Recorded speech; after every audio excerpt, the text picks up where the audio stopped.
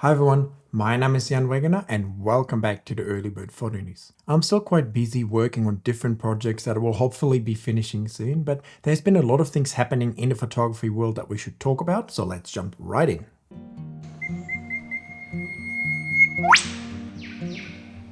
A few hours after I posted my last Early Bird Photo News video where I revealed some new details about the upcoming R5 Mark II, the news broke that the long-anticipated flagship Canon R1 will come yet with another 24 megapixel sensor. I for one was definitely hoping that the camera would have at least 30 or more megapixels, so 24 megapixels does definitely come as a little bit of a disappointment for me.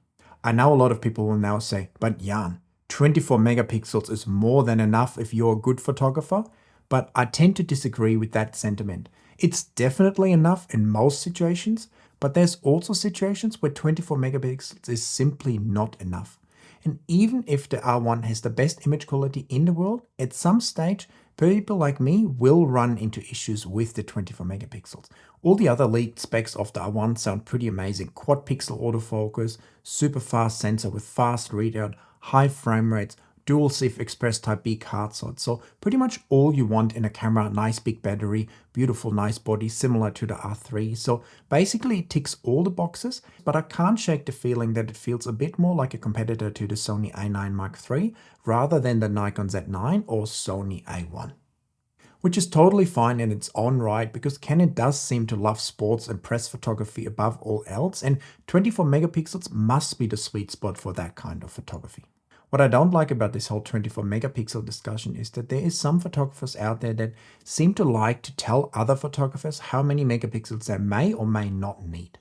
Of course, 24, 16 or even 8 megapixels can be enough, and I've sold many of those photos in these sizes and printed them quite large. But at the same time, there's situations where these kinds of megapixels are insufficient.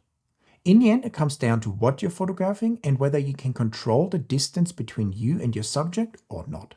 If you're shooting from paid heights, you have stationary subjects, you're shooting large mammals for instance, or landscapes, or anything where you control where you stand and how close you are to your subject, low megapixel cameras are totally fine. But if you're photographing small, fast subjects that don't like to be close to you, 24 megapixels suddenly doesn't sound like a lot anymore. So let me show you a great example now why it's so hard to photograph small birds without high megapixel cameras. Here we have a nice frame filling image of a red-capped robin that doesn't need any cropping and has great details in it. So just an easy shot anyone can take, right? Well, let's look at the details behind the shot and what you need to actually get a tiny bird like this frame filling in your image. This photo was taken with a 600mm prime lens right at the minimum focusing distance of 4.5 meters or 14.8 feet. And here's the kicker.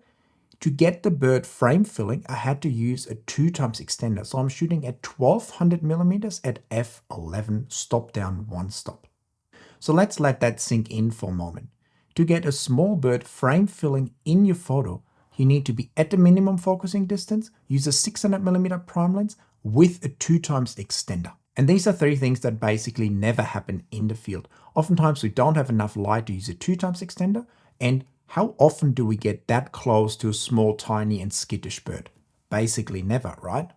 So of course, sometimes we will be lucky enough to be close enough to amazing subjects that 24 megapixels are enough for us as bird photographers, like this image of the displaying rifle birds where I didn't have to do any cropping. But oftentimes I will find myself in situations where I use a 600mm prime lens, teleconverters, and even with that, I'm just not physically able to get close enough to my subject. It's not so much that I love cropping or want to crop my files, it's more a necessity in the field to be able to do bird photography at a very high and professional level. Now another argument will be, why don't you just upsize your images in Topaz Gigapixel, for instance, to make them any size you want? And this can work, but again, this will only work if you have been close enough to your subject in the first place. So if you have a nice frame filling 24 megapixel shot that has great details, upsizing it to a much larger image is no problem at all. But where this whole technique doesn't work is if we actually crop a 24 megapixel file a lot and then want to upsize the crop to a larger picture to be able to sell it, for instance. In these situations, the 24 megapixel files usually don't have enough details and the upsized file just doesn't look quite right with lots of missing details. And that is where the true challenge lies. 24 megapixels is fine, upsizing is fine, as long as you don't crop. But when you actually have to crop to get your images large enough in the frame, this is where 24 megapixels become a real challenge. Is that what you experience as well with your own photography? Don't get me wrong, there's many amazing 24 megapixel cameras out there like the R3, Sony A9 Mark III, the Canon R6 Mark II. These are all great and sufficient in most situations, but when it comes to extreme photography like small rare birds, 24 megapixel is definitely a limitation. Now, of course, I can just buy an R5 Mark II or maybe II and keep photographing with 45 megapixels and a stacked sensor, and that's definitely what I will be doing. But at the same time, it would be nice to have a high-end pro body with a big battery that can withstand all kinds of weather situations that has more than 24 megapixels. And no matter how many megapixels you're using with your camera, it's important that you learn image editing to get the most amazing and best looking results. And I would love to help you with that with my PROSETS, my masterclass, and my brush pack. With my PROSETS, I allow you with just one click to transform your raw images. And in my masterclass, I teach you step by step everything you need to know in Photoshop to get fantastic results of your own files. And with my brush pack, I make your life in Photoshop so much easier. So if that's of interest to you, make sure to check these out down there in the description. To top off all this discussion about the 24 megapixels, I read on Canon rumors that Canon is apparently planning to release another EOS R product, probably a camera, with the current R3 sensor. So does that actually mean Canon is releasing a sixth 24 megapixel camera just to mess with us?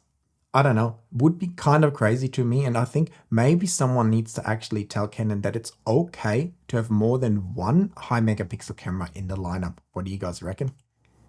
All the negativity and discussion about the 24 megapixel aside, I'm definitely very excited about the upcoming cameras, the R5 Mark II and the R1.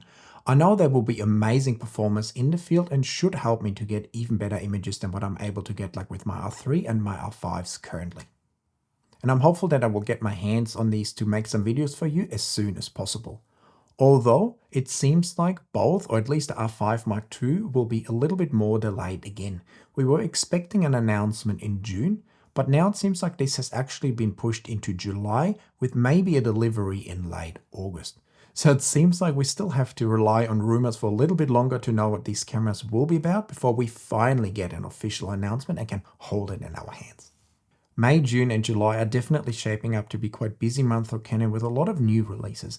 Yesterday, for instance, they released a new EOS Cinema Camera C400 with some great features like 6K video, 4K 120 frames per second and 2K 180 frames per second. Great new autofocus features. Besides the camera, Canon also released a 35mm f1.4 lens with a voice call motor. A new design that should help with nice fast focusing for photo and video, and the lens will also have a lot less focus breathing when you go through the different focal lengths. So that should be fantastic, especially for video. But I know a lot of people will also love that Canon said this will be the first in a series of more wide-angle prime lenses, because that's definitely one area that's currently missing from the Canon lineup. And if you're an astrophotographer, for instance, I'm sure you would love to see some more faster and wider wide-angle lenses. I also heard some whispers that Canon is going to be announcing another product on the 14th of June. And all I can say for now is that it's going to be around 500 grams or 1.1 pounds, and I'll leave it up to you to guess what that might be. This has definitely been a Canon heavy video, but there haven't been too many news when it comes to Sony or Nikon. Although last week I did release my video with the Sony A1, A9 Mark III, the 2.8 300mm lens and both teleconverters. So if you haven't watched it yet, I recommend that you go and watch it right after watching this video. Reading through Nikon rumors, it seems like they're quite convinced that we're going to see the Z6 Mark III in the next few weeks. I think it's going to be quite exciting for Nikon shooters because it's going to be the first time that we should have a camera that's well priced, but also incorporates some great features and hopefully some good autofocusing features from the Z8 and the Z9. So having a well-priced camera that is good performing in the field would be amazing to pair with some of the great Nikon lenses in the field. Would you agree? At the end of this video, I also wanted to show you the latest addition to my family, another OWC Thunder Bay 8 direct attached storage unit with 8x18 terabytes of hard drives, and I set it up as a RAID 1 and 0, so it has a total of 72 terabytes that I can store in here. What I like about these drives the most, I have 2 of them now, is how fast they are. Even though I've only normal hard drives in here, I can transfer up to 800 to 900 megabytes per second between these 2 drives and between these drives and my MacBook. So I can easily work on photos or videos of these drives, and transferring between these 2 drives is also super easy now. For instance, my old QNAP drive, it would take almost 10 days to transfer 45 terabytes, whereas now between these 2 boxes, copying everything from one drive onto the other drive took only less than 24 hours. So I love the speed and security that these drives give me. And on that note, I think it's definitely time now to wrap up this week's Early Bird Photo News. Make sure to give me a like. Let me know in the comments, are 24 megapixels enough or not? Check out my channel membership and hit that subscribe button, and I will see you in another video very soon. Bye guys.